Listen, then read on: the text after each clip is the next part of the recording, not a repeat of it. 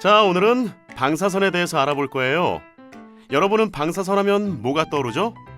무서울 것 같아요. 몸에 닿으면 안 된다고 하던데. 그래서 꼭꼭 숨겨둔다고 들었어요. 사실 방사선은 에너지의 흐름으로 공기, 물, 토양 등 우리 생활 주변 어디에나 있답니다. 우리가 먹는 음식 중에도 방사선이 있고 사람에게도 미량의 방사선이 나오고 있어요. 이렇게 우리 생활 주변에 자연적으로 존재하는 방사선을 자연 방사선이라고 합니다. 나라별로 연간 개인이 받는 자연 방사선 수치는 차이가 있답니다.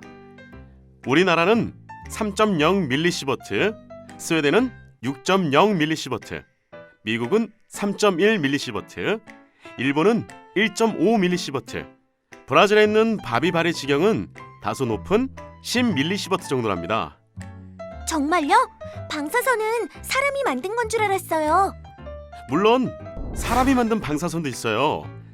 사람이 인위적으로 만들어낸 방사선을 인공 방사선이라고 하는데, 예를 들면 병원의 엑스레이나 CT를 떠올릴 수 있답니다. 가슴 엑스레이를 한 번 찍으면 약 0.1mSv 정도의 인공 방사선이 노출되고, CT 같은 경우 부위에 따라 약 3에서 10mSv 정도 노출돼요.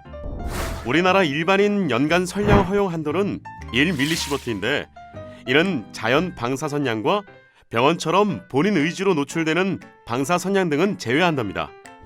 원자력 발전소 주변에 살면 많은 양의 방사선에 노출된다고 생각되지만, 아까 말했듯 연간 선량 허용 한도가 정해져 있기 때문에 원자력 발전소 주변에 사는 사람들도 그 이상의 방사선에 노출되지 않게 관리되고 있어요. 그래도 방사선은 위험하다고 어른들이 그랬어요.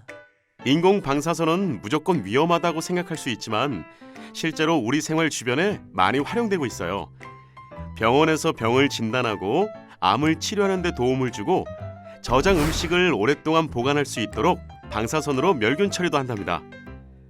또 우리 집까지 안전하게 도시가스가 올 수 있도록 배관의 틈이나 균열을 확인하는 데 쓰이기도 하고, 학문적 연구를 위한 연대 측정 등에 사용되기도 해요. 자연 방사선은 위험하지 않고 인공 방사선은 무조건 위험한 것이 아니라, 자연 방사선이든 인공 방사선이든 그 양이 얼마나 되는지가 중요한 거랍니다. 왜 이렇게 졸리지? 학생 여러분, 현재 고리 원자력 발전소에서 방사선 백색 비상이 발령되었다고 합니다. 당황하지 마시고 침착하게 자리를 지켜주세요. 방사선? 백색 비상? 비상이면 큰일 난 거 아니야?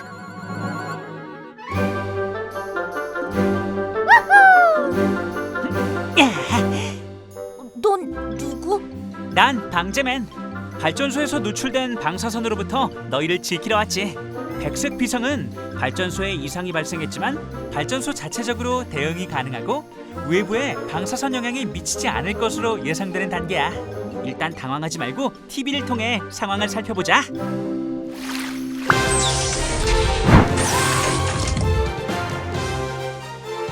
방금 들어온 소식입니다.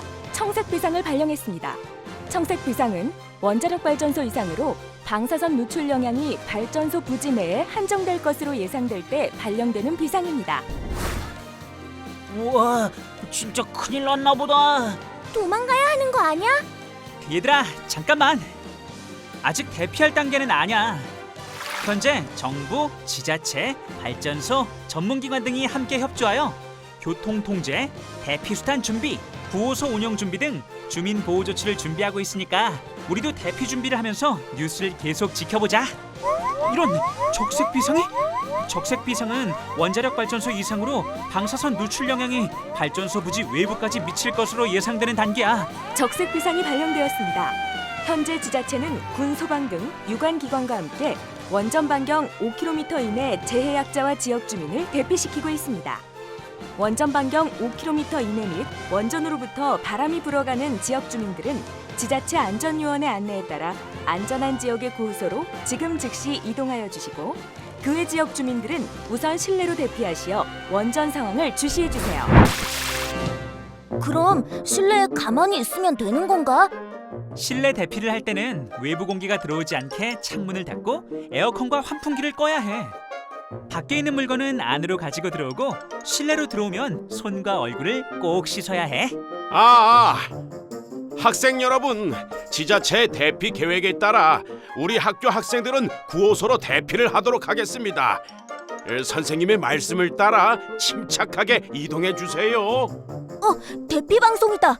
9호소에 가기 전에 만약 집에 있을 시 복용 중인 약이나 간단한 생필품을 챙기고 수도, 전기, 가스 등을 꺼야 해. 출입문과 창문을 잠근 후 흰 수건을 걸어놓고 9호소로 대피하면 돼. 우리처럼 학교에 있는 경우 학교 창문이 닫혔는지 확인하고 선생님 지시에 따라 안전하게 9호소로 이동하면 돼. 선생님, 일단 집으로 돌아가면 안 돼요? 선생님 지시 없이 집으로 돌아가면 안 돼요. 재난 시에는 통신이 제대로 이루어지지 않을 수 있답니다. 부모님이 집에 계시지 않을 경우 제때 대피를 못하게 되면 오히려 위험에 노출될 수 있어요. 맞아. 선생님 지도하에 학교에서 9호소로 바로 대피하도록 되어 있단다. 마침 학교로 지오는 버스가 도착했어. 차례차례 탑승하도록 하자. 9호소는 방사선 영향 밖에 있는 모든 학교 시설이나 실내 체육관 등이 사전에 지정이 되어 있어. 정부가 동원한 임시 긴급 열차나 버스 그리고 선박 등을 통해 대피를 하게 된단다. 이동 수단은 비상 당시의 기상 조건, 방사선 오염 상황 등을 고려해서 운영하게 돼. 9호소에 도착하면 먼저 신체 오염 여부 검사를 한단다. 만약 신체 오염이 됐을 시 오염을 제거하고 병원으로 이동하여 치료를 받으면 되고 이상이 없으면 인적 사항을 기재하고 9호소 내부로 들어가면 돼. 혹시 비상시에 먹어야 하는 약은 없어? 원자력 발전소에서 사고가 났을 경우 발생되는 방사성 요오드로부터 갑상선을 보호하는 갑상선 방호약품이 있어.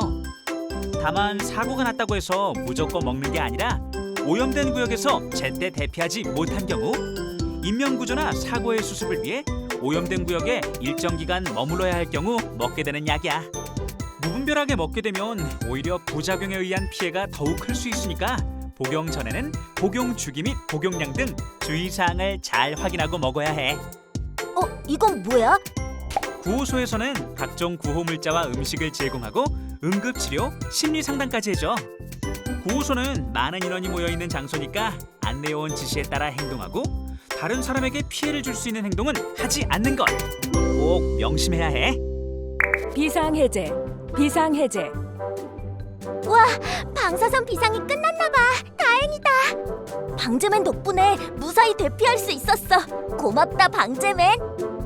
발전소 방사선 비상 상황이 발생한다면 당황하지 말고 정부 및 지자체 방제 요원의 안내를 따라 적극적으로 실천하면 돼. 그럼 난 이만.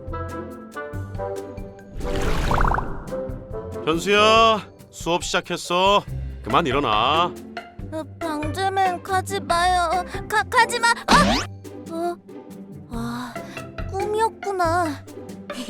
방제맨 고마워요.